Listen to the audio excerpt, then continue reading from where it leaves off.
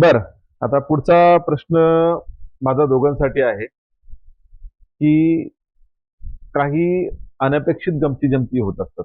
बरोबर, सेटवर असेल, पूर्ण सिनेमाच्या चित्रीकरण दरम्यान तुमचं ज्या ज्या लोकेशन शूट झालं ते, तर तुमचे चित्रपट असे काही गमती जमती झाले ते तुम्हाला शेअर करावं खूप साऱ्या. तर त्यातले काही एक दोन आमच्या प्रेक्षकांसाठी. सरांचं जसं मी सांगितलं की सरांचा मुश्किल स्वभाव आहे. हा, आता आपण कुठेही कुठलाही सिनेमा आपण ज्यावेळेला आपण सिनेमा शूट करतो, चित्रीकरण करतो, तो ते आपलं एक पूर्ण युनिट असते. तर मग ती स्टेसाठी आपण लॉजिंग वगैरे हॉटेल्स असतात वगैरे असतात, किंवा जर अगदीच ग्रामीण भागात आपण शूट करत असतो की जिथे राहण्याची वगैरे काही व्यवस्था नसते, तर मग तिथे आपण काय करतो की बंगलोज वगैरे वगैरे वगैरे, किंवा मग जर आपण रूम वगैरे आणि आपण आउटडोअरला गेलो, उदाहरणार्थ आपण फॉरेस्ट मध्ये असेल किंवा अशा एरियात की जिथून 50-100 किलोमीटरच्या आसपास आपल्याला राहण्याची व्यवस्था नाही, आपण तिथं टेंट वगैरे उभं करतो. तर असंच आम्ही एकदा जंगलामध्ये शूट करत असताना 2 दिवसात आपलं शूटिंग होतं. ओके, तर आपली युनिट थांबलेली होती आणि ऑलमोस्ट सगळे रात्रीचा वेळ होता, तो झोपलेले होते. आणि सर आणि काही आर्टिस्ट होते जे बाहेर बसलेले होते. बाहेर बसलेले असताना की रात्री 2-2:30 वाजलेले होते. की करायचं काय बाबा? तर सर मी चहा प्यायचा. बरं, चहा प्यायचा तर मग सगळे 2:30 वाजता. तर प्रोडक्शनची सगळी व्यवस्था होती. पण तरी नाही, आपण ना तिथून जाऊ आणि चहा पिऊ कुठेतरी, म्हणजे लॉंग ड्राईव्ह त्याला म्हणतात. आता होते किती, 3 ते 4 सरांना पकडून बाकी जंगल एरिया, परक गाव बरोबर, अर्धबार 5 लोक असतील. पूर्ण युनिटला उठवलं. पूर्ण युनिटला उठवलं, 10 गाड्या चालू केल्या, म्हणजे पूर्ण 70-80 लोकांच्या आपली युनिट होती. प्रत्येक गाडीमध्ये सगळे लोक होते आणि रात्री 2-2:30 वाजता चहा प्यायला. बरं, 40 ते 45 किलोमीटर चहा प्यायला. तो चहा कितीला पडला? बरं, अजून एक गमतीशीर अजून एक दिलेच हो दिलंच. अजून एक गमतीशीर सांगतो. आपलं ना 21 दिवस सलग शूट चालू होतं. 21 दिवस सलग, आपण ब्रेक घेतलेला नव्हता. तर 21 दिवस सलग शूट चालू होतं. आणि शूट चालू असताना काय होतं की 21 दिवस शूट करत थोडस टायर्ड होतं माणूस. अरे यार, 21 थोडं तर ब्रेक हवा. बरं, ब्रेक हवा. सरांनी एक युक्ती केली. थोडेसे लोक आळशी होतात, थोडं प्रत्येक म्हणजे कलाकार हो, किंवा टेक्निशियन थोडासा एक लेझी बनायचं त्याच्यामध्ये. आणि आमचा ना ब्रेक झाला, लंच ब्रेक झाला आणि सगळे जेवण वगैरे लागले. तर काही 2-3 आर्टिस्ट होते, ते माझ्याकडे डिरेक्टली येत नव्हते किंवा प्रोडक्शन वाल्याकडे जात होते. मी फ्रँकली माझ्यासोबत त्यांना थोडासा रागीट वगैरे वाटत. ते सरांची अगदी म्हणजे आपल्या घरासारख्या मेंबरशी बोलायचे तसं बोलायचे. त्यांना म्हणे की सर आम्हाला ना आज एक दिवसाची सुट्टी हवी, एक दिवस आपण ब्रेक घेऊया. बरं, तर मग ब्रेक घ्यायचा ना, तर त्यांनी एक आयडिया केली आणि काम करू, एक नाही 2 दिवसाचा ब्रेक घेऊ. तर त्यांनी आर्ट डिरेक्टरला बोलवलं की बाबा याचं काय असेल ते व्यवस्थित कर. मला सांगितलं आणि काय सांगितलं. आणि जेवण वगैरे झाले आणि अचानक ते माझ्याकडे आले, आपल्याला ना फिरायला जायचं.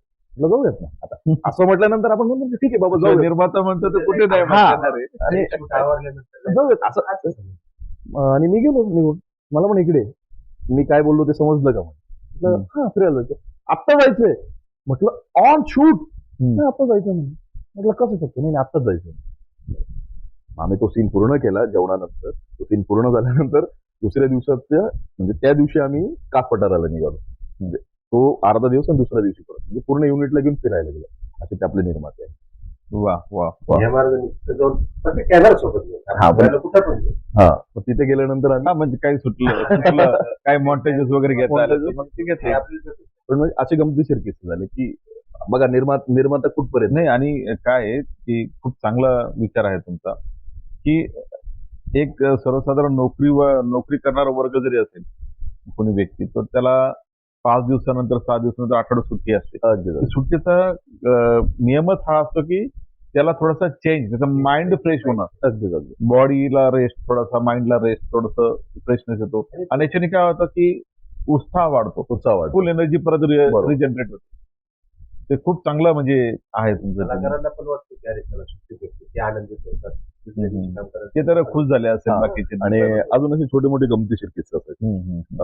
काय होतं की आपल्या फिल्ममध्ये रिक्षाचा सीन होता. बरं, आता रिक्षाचा सीन होता आणि आपण ती रिक्षा डिरेक्टली एका महिन्यासाठी आणली, कारण ज्या आर्टिस्टसाठी सीन करायचं होतं तर त्यांची रिहर्सल चालेल, हातात वगैरे बसली बरोबर, मग ती परफेक्टली आली पाहिजे.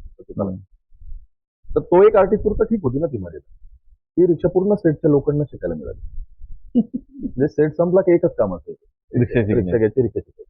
आणि त्यांचं ना दिवसावर असं कॅलेंडर असायचं नाही आज 2 तास माझे, आज 2 तास माझे, आज 2 तास माझे.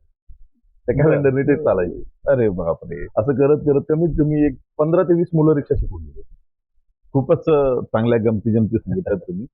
तर माझा पुढील प्रश्न याच्यावर आधारित आहे की प्रत्येक शूटिंगच्या दरम्यान प्रत्येक सेटवर काही ना काही चांगल्या गमती जमती जसे होतात, तर त्या संपूर्ण चित्रीकरणादरम्यान आपल्याला एक असा काहीतरी प्रसंग किंवा एक क्षण असा येतो की त्यावेळेस आपल्याला असं खूप आनंद होतो. तर तसा काही क्षण तुमच्या बरोबर झालाय का? नक्कीच. कुठला क्षण आहे तो सांगा. थोडंसं मोठं आहे, असू पण द्या, हरकत सांगतो मी नाही. तुम्हाला. काय आहे की आपण एक क्लायमॅक्स शूट केलेलं होतं. आणि क्लायमॅक्स खूप छान पद्धतीने शूट केला. खूप मोठ्या स्केलवर शूट केलेलं होतं. म्हणजे आता तुम्ही ते सांगत नसेल कारण ते खूप थोडं लेंदी होईल. आणि अनफॉर्च्युनेटली ना तो डिलेट झाला. आणि शूट केलेलं डिलीट झालं. शूट केलं ते डिलीट झालं. त्याच्या मागचं एक रिझन आहे. आता ते रिझन सांगितलेलं बोलत झाला. आता हा काहीतरी DID टीमकडनं तर DID टीमला पण माहित नव्हतं कारण कोणी मुद्दामून करत नाही ती गोष्ट. आणि त्यांच्याकडनं तो डिलीट झाला आणि त्याच्यामध्ये 2 दिवसाचं पूर्ण आपलं फुटेज म्हणजे 2 दिवसाचं डायरेक्टली गेलं. आणि काय झालं की आपलं शूटिंग कम्प्लीट झालं. पण 3 दिवसाचं म्हणजे शूट कम्प्लीट झाल्यानंतर आपल्याला डायरेक्टली पोस्टला होतं. येस. तर आणि 2 दिवस झाले शूट कम्प्लीट करून. पण युनिट होती. युनिट गेलेली नव्हती की बाबा एखादा पॅचवर करायला जातं. त्यासाठी मी काय केलेलं की ऑन सेट माझं एडिटिंग चालू होतं. ओके. लाईनअप लावण्यासाठी. तर टीम वगैरे होती आणि मी ज्यावेळेला ते चेक केलं तर ते एका चुकीमुळे DID टीमकडनं ते डिलीट झालेलं. ठीक आहे. मग आम्ही परत पूर्ण प्लॅन वर्कआउट केला आणि परत शूटला सुरुवात केली. सो थोडंसं क्लायमॅक्स मध्ये आता चेंजेस केले. जो पहिला क्लायमॅक्स होता फिल्मचा तो वेगळा होता. त्याच्यामध्ये आम्ही ते लोकेशन पण चेंज केलं आणि त्याचा ग्राफ पण चेंज केला पूर्ण क्लायमॅक्स. आणि मग आम्ही ज्यावेळेला तो शूट आलं तर मग परत त्याच्यासाठी 2 दिवस आम्हाला लागणार होते. परमिशन्स होत्या. प्रोडक्शनच्या परमिशन्स आणल्या. पोलीस परमिशन होती. बरी सारी परमिशन होती. ते परमिशन आम्हाला मिळाल्या आणि आम्ही शूटला गेलो. शूट गेला आता फर्स्ट डे तो शूट झाला. सेकंडला नाईट. आणि मग नाईटला आम्ही मला वाटतं लोकेशनला 8-9 वाजता पूर्ण युनिट पोहोचली. शूट झालं. आणि म्हणजे ती रात्र पूर्ण आणि दुसऱ्या दिवशी 8 वाजेपर्यंत ते शूट आमचं चालू होतं. लेंदी होतं थोडं. आणि जसं की शूट कम्प्लिटली झालं. शेवटचा टेक होता आणि त्या ठिकाणी प्रेक्षकांनो आपले राज बालेराव सर पण उपलब्ध होते. तर जसं की ते कम्प्लीट झालं आणि मी गणपती बाप्पा मोरयामध्ये तो झालं पॅकअप वगैरे झालं आणि मी बाजूला निघालो आणि माझी तिथे पूर्ण युनिट होती ती माझ्या मागे होती. तुम्ही सुद्धा होते तिथे. ज्यांनी निगेटिव्ह शुगर फॅक्टरी शुगर जिथे निगेटिव्ह शेडमध्ये ज्यांनी आपलं काम केलेलं ते माझे मित्र होते, आपले कलाकार होते, अर्जुन होते, सगळी टीम होती. आणि मला ना रडण्याचा आवाज आला. एका कोणाचा तरी. आणि सर पण बाजूला होते. मागे बघतोय तर पूर्ण युनिट रडत होती. मला हे कळत होती रडता काय. मला खरंच लिटरली मला रिझनच कळलं नाही की रडतात काय. आणि मग एक मुलगा येऊन डिरेक्टली गळ्यात पडला आणि रडायला लागला. म्हटलं काय झालं तरी मला काहीच कळालं नाही. मग तो बोलला की sir film complete. That tube यार फिल्म कम्प्लीट. डायरेक्टरलाच माहित नाही फिल्म कम्प्लीट. लिटरली की हा यार फिल्म कम्प्लीट. Yes yes. आणि तो एक क्षण होता की तो दुःखाचाही पिक्चर होता कारण हे सगळे जाणार आहेत आता घरी. आणि त्यापेक्षाही आनंदाचा होता की बाबा फिल्म फायनली कम्प्लीट. एवढ्या मोठ्या संघर्षातून ती फिल्म बाहेर येणं आणि ती पूर्णपणे चित्रीकरण होणं आता पॅचवर्क सुद्धा नाही. कारण त्यामध्ये एवढं इन्व्हॉल्व होतो की शूट आपण शूट करत असताना त्याच्यात इन्व्हॉल्व असतो. त्या अगोदर तो क्लायमॅक्सचा सीन डिलीट झालेला तो एक वाईट प्रसंग होता आणि त्याच्यानंतर आता हा कम्प्लीट झाला. हा सगळ्यात मोठा क्षण होता तुमच्या आयुष्यामध्ये. तो आनंदाचा होता आणि मग त्याच्यानंतर सगळ्यांना आता घरी जावं लागणार आहे. आपलं युनिट म्हणजे आपला परिवार असतो आणि मग ते समाधान वेगळं असतं. आता जसं तुम्ही मला हा आनंदाचा क्षण सांगितला, मग ह्या पूर्ण चित्रीकरणादरम्यान किंवा ह्या पूर्ण प्रोजेक्टमध्ये असा एखादा क्षण आला, वाईट क्षण आला किंवा कठीण वेळ आली की जी तुम्हाला सांगायची असेल? कठीण वेळ ते तुम्हाला दीपक उदाहरण दिलं तो खूप कठीण वेळ होता. आणि दुःखाचं म्हणणार तर दुःखाचा क्षण तो आनंदी दुःखाचा क्षण होता की ज्या वेळेला पूर्ण युनिट घरी जात होते सगळे आपल्या घरी निघत होते. 40 दिवस एकत्र शूट करतो. बरोबर. एक परिवार होतो, एकमेकाचं ट्युनिंग जमतं, मैत्री होते. मग नंतर ते जातात. ते असं वाटत की यार हे चालू राहावं आणि आपण करत राहावं. पण मग आपल्याला म्हणतो ना, कहीं पहुंचने के लिए कहीं से निकलना जरुरी होता है. येस येस मग त्या पद्धतीने येतो आणि त्यानंतर परत ही सगळी मंडळी गेट टुगेदरसाठी एकत्र येतात. आता प्रमोशनला सगळी परत एकत्र येत आहेत आणि ते छानसं वाटतंय. पण त्या जुन्या आठवणी असतात. तर ते एकंदरीत ते खूप छान वातावरण होतं. एक लेखक आणि दिग्दर्शक म्हणून स्पेशली दिग्दर्शक म्हणून तुम्हाला हे फिल्म किती खास आहे आणि का? माझ्या जवळची म्हणजे एका ड्रीम प्रोजेक्ट थोडक्यात. हा आणि कुठलाही सिनेमा कुठल्याही दिग्दर्शकासाठी त्याचा एक मूल असतो तो. की बाबा की किती जवळचं हे त्याच्यापेक्षा दुसरं कोणालाच नाही नसतं. एका दिग्दर्शकाचं एक फिल्म किती जवळची हे फक्त दुसरा दिग्दर्शक समजू. तुम्ही सुद्धा एक दिग्दर्शक आहात.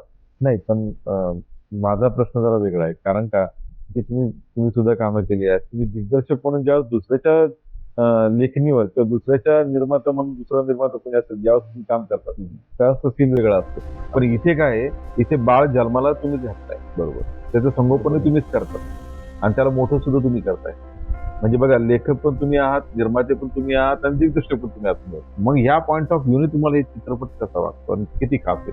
तसं दिग्दर्शक या नात्याने जर म्हणाल तर याच प्रश्नाचं एक असं सांगतो की इथून मागे जे पण मी कामं करायचो तर कसं असायचं की दिग्दर्शक मी करायचो पण एक लिमिटेशन असतं. नाव दुसऱ्याचे. अच्छा.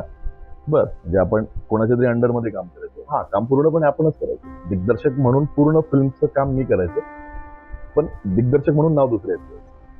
म्हणजे असं जाणून बुजून होतं की टर्म्स अँड कंडिशन असतात. Okay okay. हा ते तर ज्यावेळेस आपण Starting ला करतो त्यावेळेस. कोलॅबमध्ये करतो किंवा आपला स्ट्रगलिंग पिरियड असतो त्यावेळेला आपण ती वर्किंग करतो. Yes yes. खूप सारी कामं करतो आपण. तर मग त्यावेळेला टर्म्स अँड कंडिशन ते आपल्याला ऍक्सेप्ट असतात. आणि त्याच्यात ते वावगणे हे रूल अँड रेग्युलेशन असतात. त्याच्यात काय वावगं नसतं कारण त्यावेळेस आपल्याला फक्त डोक्यात हे असतं की आपल्याला फक्त नॉलेज घ्यायचं आपल्याला नवीन नवीन गोष्टी शिकायच्या आहेत. बरोबर. सो आणि काय की ज्यावेळेला तो प्रोजेक्ट पडद्यावर यायचा किंवा टेलिकास्ट व्हायचा तर एक छोटासा फील असायचं की यार हे काम मी केलेलं आहे. पण नाव नसायचं. आणि त्याच्यात काय की हे सगळं करत असताना जो आपले मित्र परिवार असायचे किंवा आपले आपण ह्या क्षेत्रात काम करतो म्हटल्यानंतर सगळे लोक मग काय की बाबा तुमचा प्रोजेक्ट कधी येणार आहे. आपण कामं तर भरपूर करायची पण मग काय याचं नाव नाही. प्रोजेक्ट द्यायची पण त्या प्रोजेक्टला नाव नसायचं. आणि मग आता असं सांगता येत नव्हतं मीच केलेलं आहे. पण सांगून पण शेवटी काय असतं की ते नाव बोलतो. नाव कुठं. आणि मग ही गोष्ट करत असताना आज स्वतःचं नाव पण येतंय. आपण स्वतः दिग्दर्शित केलेला सिनेमा पण येतोय. तो एक कुठेतरी खूप छान समाधानी आणि हॅपी. आता हा दोघांसाठी माझा प्रश्न असेल की आतापर्यंत आपली बऱ्याचशा गप्पा झाल्यात त्याच्यामध्ये हे जाणवलं की हा चित्रपट खरोखर खूप संकटामधून वेळोवेळी बाहेर येत आलेला आहे. बरोबर. आता त्याचं चित्रीकरण पूर्ण झालंय. त्याचं पोस्टर लॉन्चिंग सोहळा तुम्ही नाशिक येथे मोठा भव्य बघितलेला. आता येत्या 26 तारखेला तुमचं टीजर लॉन्च होत आहे आणि येत्या 15 तारखेला तो रिलीज. एवढा मोठा चित्रपट रिलीज होतोय. काय वाटतं तुम्हाला तुमच्या दोघांना? तुमचं फील काय? तू म्हटलं ना की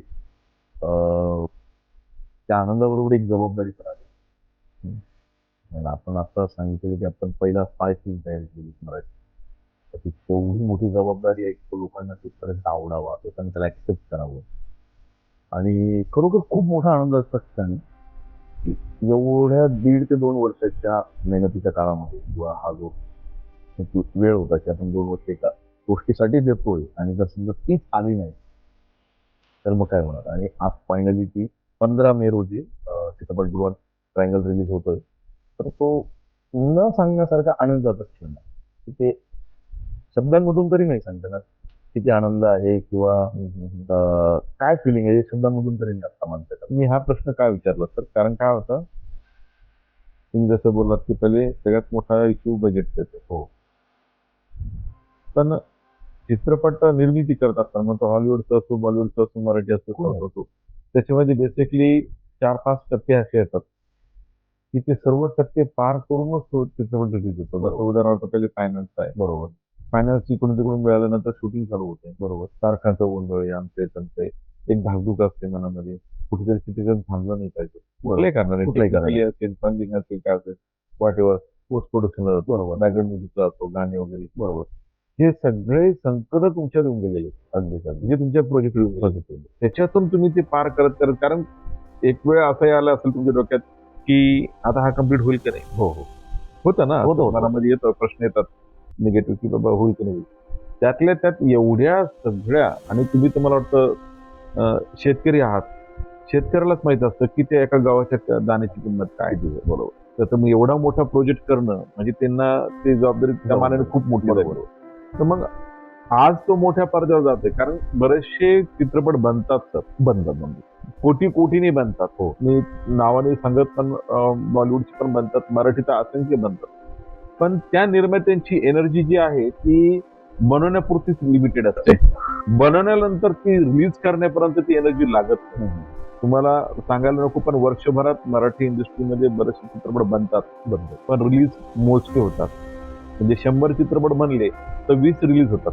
खरं, हा रेशिओ आहे. आणि त्यातल्या त्यात तुम्ही हा पहिला प्रयोग केला, पहिलेच वेळेस तुम्ही दोघं निर्माते बनले आहात, आणि त्यातल्या त्यात तो चित्रपट पूर्ण करून आज रिलीज डेट अनाउन्समेंट झाली.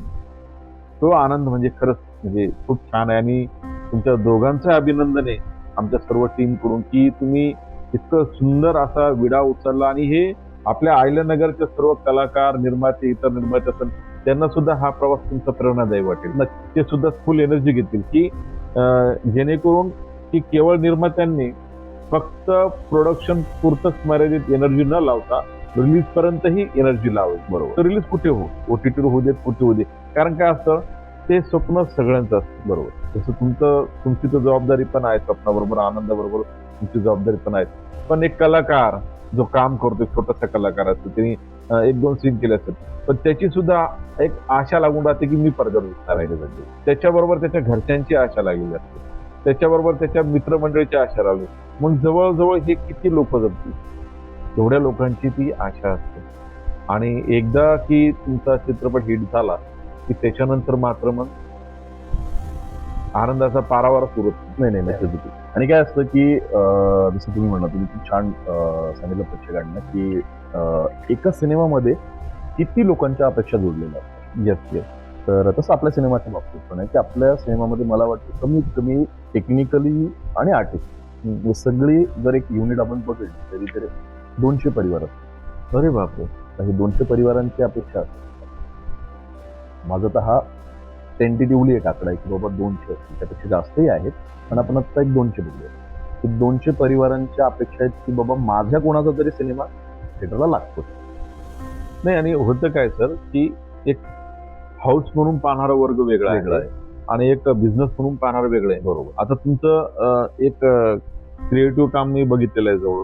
क्रिएटिव्हच्या बाबतीत तुम्ही नो कॉम्प्रोमाइज, तुम्ही कॉम्प्रोमाइज करत नाही. भले त्या दिवशी शूट पोस्टपोन करून दुसऱ्या दिवशी लोकेशन नवीन पाहून ते केलेले आहे, त्याच्याबद्दल वाद नाही. बरोबर. पण त्याच एनर्जीने तुम्ही आज रिलीज करतात, तो आनंद खूप मोठा आहे. अगदी. मी नाव घेतले, पण आयल्यानगरमध्येच आता रावरीमध्ये तुमचे चित्रपट बनलेले आहेत, ते रिलीज पण झालेले 4-5 थिएटरला, नाही असं नाही. पण जी मार्केटिंग स्ट्रॅटेजी असेल, जी ॲडव्हर्टाइजमेंट स्ट्रॅटेजी असेल, जो तुमचा PRO असेल, पब्लिसिटी असेल, हे या पद्धतीने जर तुम्ही, कसं आहे, तुम्ही जे प्रश्न पहिले विचारला की एक जनरली बोलतोय मी की प्रेक्षकांनी ठरवलं पाहिजे हा चित्रपट गेम चेंजर बनेल की नाही. बरोबर. पण ते प्रेक्षक तिथपर्यंत येण्यासाठी तुम्हाला त्यांच्या दारात जावं लागणार. नक्कीच की आमचा चित्रपट आलाय, तुम्ही बघा. तर ती जाहिरात त्या पद्धतीने तुमची झाली पाहिजे. तर ती कसं येणार. तर हे तुम्ही खूप छान म्हटलं की त्या एनर्जीने, जशी आपल्या पहिले असते ते आपण पहिली क्लॅप देतो फिल्मला, ती एनर्जी आपल्या रिलिजिंगच्या शेवटच्या दिवसापर्यंत सुद्धा तीच एनर्जी असली पाहिजे. वा छान. हेच महत्वाचं आहे सर. मी बहुतांशी माझ्या ज्या निर्मात्याशी संपर्क आलेला आहे त्यातले मोर दॅन 70-80% जे निर्माते आहेत ते फक्त मेकिंग पर्यंतच एनर्जी लावतात, आणि मेकिंग जशी संपत येते तसे जी एनर्जी लेवल डाऊन होतात. बरोबर. आणि नंतर मग ते थोडंसं निरुत्साही दिसतात की ठीक आहे ना, करूया कुठेतरी रिलीज, काहीतरी करूया, मग इथं नाही तिथे करूया, तिथं नाही तिथे करूया. ते गोंधळ त्यांची 4-5 वर्ष निघून जातात. बरोबर. आणि काय होतं की आपण माणूस प्राणी आहोत.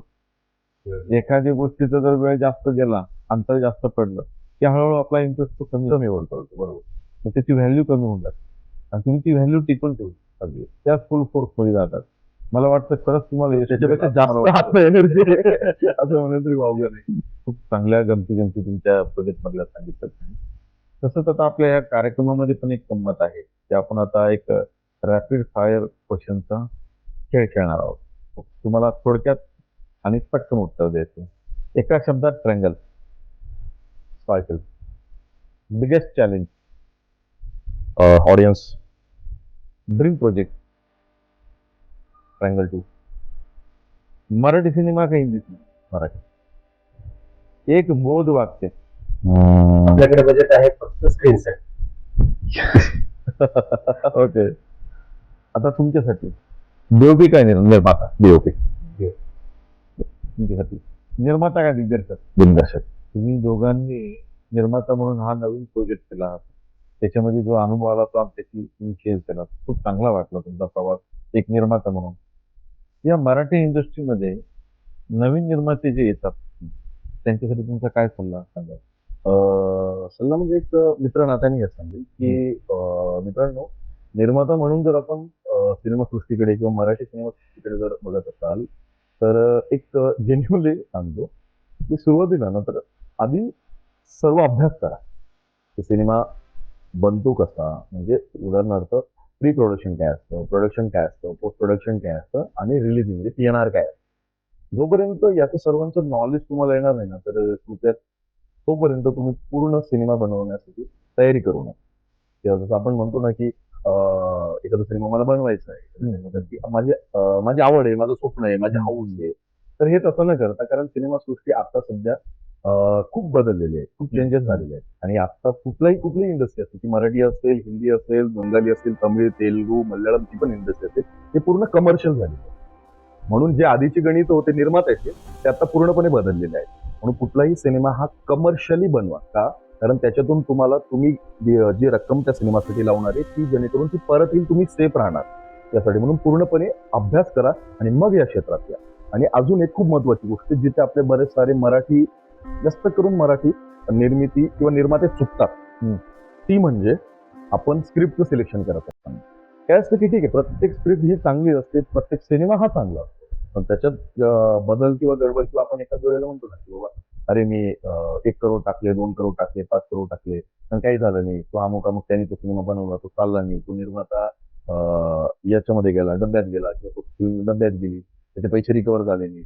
तर याचं बिकॉज रिझन काय असतं की आपण कुठलीही स्क्रिप्ट सिलेक्ट नाही करतो. म्हणजे मी कुठल्या स्क्रिप्टला बोलत नाही किंवा कुठली स्क्रिप्ट खराब नसते, पण काय असते की कमर्शियल काय चालतं. कमर्शियली गणित आता खूप वेगळी आहे. जसं आधी पूर्वी होतं तसं आता नाही राहिलेलं. आता याच्यामध्ये बरेच सारे मोठे मोठे इन्व्हेस्टर उतरलेले आहेत, मोठ्या मोठ्या कंपन्या उतरलेल्या आहेत आणि त्यांच्या हातात हात धरून आपण त्यांच्याशिवाय आपण पुढे नाही जाऊ शकतो. म्हणून ही सगळी गणित आधी तुम्ही शिका आणि त्याच्यासाठी आपल्याला वाटतं की बाबा की माझ्याकडे पैसे म्हणून सिनेमा बनेल, तर आता तसं नाही राहील. त्याचा पूर्णपणे पहिले चित्रपटसृष्टीत जाऊन अभ्यास करा. काही वर्ष लागतील, काही दिवस लागतील, पण त्या गोष्टी शिका आणि मगच निर्मिती करा. वा, छान छान. तर मराठी इंडस्ट्रीमध्ये येणाऱ्या नवीन निर्मात्यांसाठी विकी सरांनी खूप चांगला असा सल्ला सांगितलेला आहे की कुठलाही मराठी इंडस्ट्रीचा नाही, कुठलाही तुम्ही व्यवसाय करा, पण त्याचं पहिले तुम्ही प्रशिक्षण घ्या, त्याचा अभ्यास करा. उगाच तुम्हाला हाऊस आहे म्हणून तुम्ही जर करायला जाणार तर ती हाऊसच आणि अजून एक बिझनेस थोडंसं होणार नाही. सांगतो. काही वेळेला असं पण होतं प्रेक्षकांनो की आपण म्हणतो की अरे त्या निर्मात्याने ती फिल्म बनवली पण त्याचे पैसे घोषणे झाले, म्हणून आपण काही वेळेला दिग्दर्शकांवर दोष दिला जातो. पण या फिल्म बनवत असताना ना दिग्दर्शकाचा काही दोष असतो ना निर्मात्याचा असतो. काय असते की त्या फिल्मची ती परिस्थिती निर्माण होते. मग ती परिस्थिती का निर्माण होते? आपला अभ्यास कमी केला, आपण तो अभ्यास पुरेसा केलेला नसतो, त्यामुळे या गोष्टी असतात. जसं मी पहिले सांगितलं की स्क्रिप्ट सिलेक्शन करत असताना निर्मात्याने तो सुद्धा विचार करावा. आणि दुसरी गोष्ट की निर्मात्याला त्या क्षेत्रातलं सगळं माहिती पाहिजे. जसं एक कंपनी चालवण्यासाठी वर्कर्स लागतात, MD लागतो, CEO लागतो, मॅनेजर लागतात, सेल मॅनेजर लागतात. तसं या फिल्ममध्ये सुद्धा ही सगळी लोक लागतात ना, पण त्या सगळ्या लोकांची सगळी कामं त्या निर्मात्याला सुद्धा माहिती नाही. आणि त्यामुळे तर त्या फिल्म चांगल्या बनतात किंवा मग ते कमर्शियली गणित जुळून येतात. नाहीतर मग अदरवाईज काय होतं की आपण XYZ अमाऊंटची एक फिल्म बनवायची आणि मग ती फक्त मेकिंग होते आणि ती रिलीज होते. तुम्ही मगाशी बोलला होता की 100 फिल्म जर बनल्या तर त्यापैकी फक्त 20 रिलीज होतात. त्याच्यामागचं हे कारण की आपल्याला त्याच्यामधली पुरेशी माहिती नसते आणि म्हणून आपल्या फिल्म थांबतात किंवा अडकतात किंवा अजून काहीतरी होत होते. तर माझा हा सल्ला असं सगळ्यांसाठी की कोणाला बोलण्यापेक्षा किंवा कोणावर विश्वास ठेवण्यापेक्षा आपण स्वतः जा, आपण आधी अभ्यास करा. वेळ लागेल या गोष्टींसाठी, वेळ लागतो. कदाचित 1 वर्षही जातो, 2 वर्ष जातो, कारण ही प्रोसेस मोठी आहे. आणि मग ती प्रोसेस आधी शिका. जसं आपण सिंपल आहे ना सर, आपण नोकरी करण्यासाठी आपल्याला आधी एज्युकेशन घ्यावी लागते, आपल्याला डिग्री करावी लागते, मास्टर डिग्री करावी लागते, मग जाऊन आपल्याला कंपनी पहिले इंटर्नशिप देते आणि मग आपण परमनंट होतो. फिल्मचं पण त्या स्टेज आहे. मग तो निर्माता असो किंवा मग त्या फिल्म मधले कुठलाही एका डिपार्टमेंटमध्ये काम करणारा एचओडी असतो. तर आता एक शेवटचा प्रश्न, तुम्हाला आमच्या टी विथ स्टार या कार्यक्रमात येऊन कसं वाटलं? सगळ्यात पहिले तर हा प्रश्न आधी पाहिजे होता, पण ठीक आहे. काय असतं की आपण म्हणतो ना की एक मेजवानी बनवायला काय लागतं, तर एक रेसिपी बनवायची आपल्याला. त्या रेसिपी समजा आपल्याला एखादी भाजी बनवायची, त्या भाजीला आपल्याला कांदे, बटाटे, मिरची वगैरे वगैरे, पाणी वगैरे या सगळ्या गोष्टी लावून आपण ती मेजवानी, पण जोपर्यंत त्या मेजवानीत मीठ पडत नाही तोपर्यंत त्याला स्वाद येत नाही. सो आपला हा जो कार्यक्रम आहे हा त्या भाजीमधलं मीठ आहे. वा वा. आणि ते जोपर्यंत येणार नाही तोपर्यंत तो स्वाद येणारच नाही. आणि मी तुमचे, तुमच्या टीमचे, या शोच्या स्पॉन्सरचे मनापासून धन्यवाद मानतो की तुम्ही आम्हाला इथं आमंत्रित केलं, आम्हाला इथे येण्याची संधी दिली आणि आमच्या ट्रायंगल चित्रपटासाठी तुम्ही जो हा प्लॅटफॉर्म उपलब्ध करून दिला, आम्हालाच नाही तर या म्हणजे काय असतं की आपल्याला एक अपेक्षा असते की बाबा मी टीव्ही मध्ये दिसेल किंवा मी या पॉडकास्टमध्ये जाईल, मी त्या पॉडकास्टमध्ये जाईल, या इंटरव्ह्यूमध्ये जाईल. पण काही गोष्टींनी किंवा बजेटनुसार किंवा काही गोष्टींनी, काही निर्मात्यांचं, काही कलाकारांचं, काही तंत्रज्ञानाचं त्या गोष्टी पोहोचू नाही शकत. आणि तुम्ही पण ते तुमच्या माध्यमातून, या कार्यक्रमाच्या माध्यमातून, या प्लॅटफॉर्मच्या माध्यमातून ते पोहोचतायत लोकांपर्यंत. आम्ही सुद्धा तुमचे सगळे व्हिडिओज असतील किंवा जे पण काही एपिसोड येतात ते मी बघत असतो. ज्यावेळेस मला वेळ मिळतो त्यावेळेला मी बघत असतो, सर बघत असतात आणि आमची चर्चाही होती त्यातून. तर खरंच तुमचे खूप धन्यवाद देतो मी की या सगळ्या गोष्टी तुम्ही इथं कलाकारांना तो प्लॅटफॉर्म उपलब्ध करून दिलेला आहे. आणि काही लोकांचं या निमित्ताने सुद्धा स्वप्न पूर्ण हो, नक्कीच नक्कीच. आणि जसं आता आम्ही बसलेलो आहे तसं अजून लोक येतील, अजून मोठे मोठे लोक खूप बसतील. आम्ही ते खूप छोटे आहोत आणि त्यांच्याकडे काही अनुभव असतात आणि ते अनुभव शेअर करतात, ते सांगतात आणि त्याच्यामुळे एखाद्याला फायदा होतो. एखादा निर्माता असेल, कलाकार असेल, तंत्रज्ञ असेल, त्याला फायदा होतो आणि तो फायदा त्याच्यासाठी मोलाचा लाख करोडोचा होतो. आणि त्यामुळे बस एवढं सांगू शकेल त्याबद्दल. तुम्हाला कसं वाटलं आमच्या कार्यक्रमात? अशा कार्यक्रमात येऊन खूप आनंद झाला. आल्या तुम्ही जो त्या नावाप्रमाणे टी विथ स्टार आलेल्या टीव्हीवर स्वागत केलं, ते खूप आनंद वाटला. आणि हा जो तुम्ही उपक्रम चालू केलाय त्यामुळे काय होतं, आपले खेड्यापाड्यातील कलाकार असतील, निर्माते असतील, कोणी ते कोणी तंत्रज्ञ असतील, त्यांना जगासमोर येण्यासाठी एक चांगली संधी उपलब्ध झाली. त्यामुळे आणि त्या संधीत तुम्ही आम्हाला पण संधी दिली आणि त्यामुळे तुमचे खूप धन्यवाद. नाही, आणि सगळ्यात महत्वाचं काय सर, की या कार्यक्रमाचा मेन उद्देशच असा ठेवलेला आहे. हा कार्यक्रमाची म्हणजे आवड म्हणून निर्मिती झाली असं नाहीये, तर ही परिस्थिती तशी निर्माण झाली. जसं तुम्ही बोललात की मराठी इंडस्ट्री असेल, कुठली इंडस्ट्री असेल, त्याच्यात अपडेट्स आलेले आहेत, नाविन्यपूर्ण काहीतरी बदलाव येतात. बरोबर. काय होतं की काही लोक शॉर्ट फिल्म्स पण बनवतात, नक्कीच, पण जे तुम्ही एवढी बिग बजेटची फिल्म बनवतात ती शॉर्ट फिल्म सुद्धा त्याच्यापेक्षा मोठे बजेट त्यांना वाटत असते. त्याच्यात एक स्वप्न राहून जातं किंवा असं नाही असं व्हायला पाहिजे, असं नाही असं व्हायला पाहिजे. तर पण त्यांना लोकांपर्यंत पोहोचता येत नाही. ते फार फार तर एखाद्या फिल्म फेस्टिवलला टाकतात किंवा एखाद्या सर सर सर शूट चालू आहे.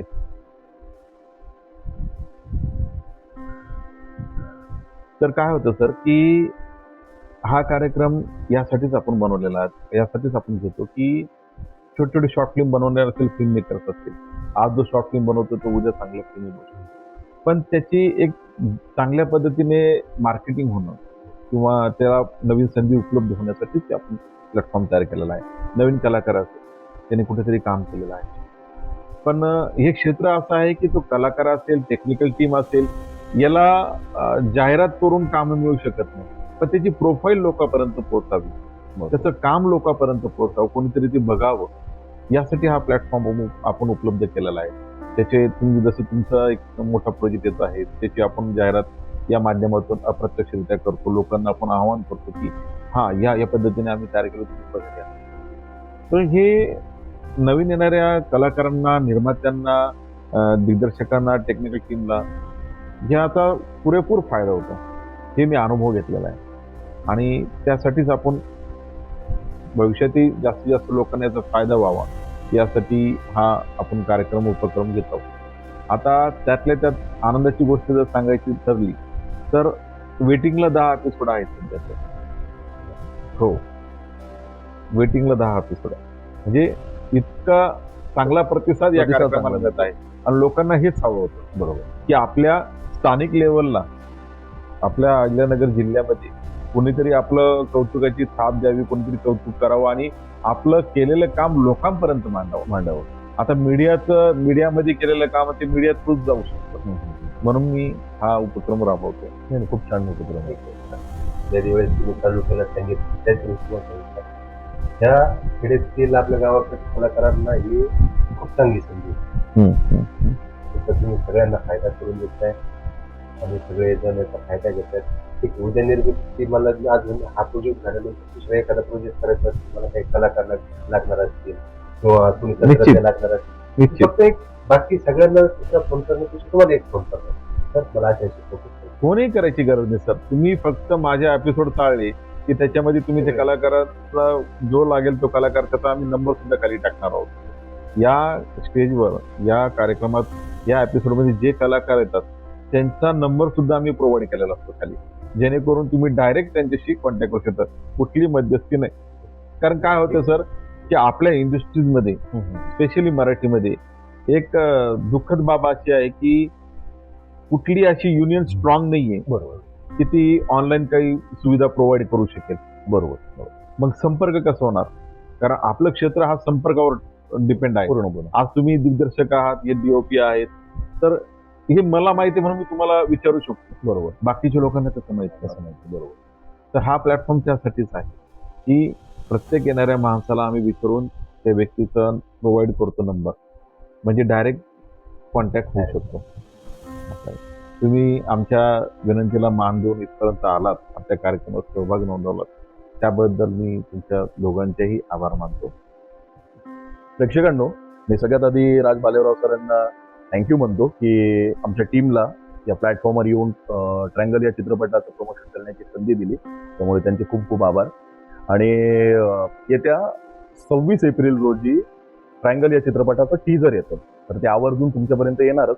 तर ते तुम्ही आवर्जून बघा आणि त्याला चांगल्या पद्धतीने प्रतिसाद द्या. त्याचबरोबर 15 मे रोजी संपूर्ण महाराष्ट्रातल्या चित्रपटगृहांमध्ये ट्रायंगल हा Marathi first spy cinema release होतोय. तर तो नक्कीच तुम्ही जवळच्या चित्रपटगृहात जाऊन बघा आणि त्याबद्दल तुम्ही आपल्या प्रतिक्रिया व्यक्त करा आणि भरघोस असा प्रतिसाद द्या. प्रेक्षकांनो, हल्ली ज्यावेळेला सिनेमे बनत असतात आणि आपलाच मराठी प्रेक्षक वर्ग किंवा आपण सर्व दाक्षिणातले सिनेमे बघतो किंवा नॉर्थचे सिनेमे बघतो किंवा हिंदी सिनेमे बघतो, तर आपल्याला एक खंत असते की यार मराठीत असं काय. तर ट्रायंगल हा सिनेमा तुम्ही नक्कीच बघा.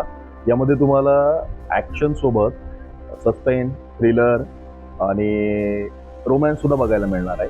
तर एका सिनेमासाठी जी पूर्ण मेजवानी लागते ती या सिनेमामध्ये पूर्णपणे आहे. आणि मला एवढं निश्चित माहिती आहे की हा सिनेमा बघितल्यानंतर तुम्ही निराश नक्कीच होणार. कारण एका सिनेमासाठी जे पण परिपूर्ण काही गोष्टी लागतात त्या सर्व या सिनेमामध्ये आम्ही आमच्या टीमने देण्याचा प्रयत्न केलेला आहे.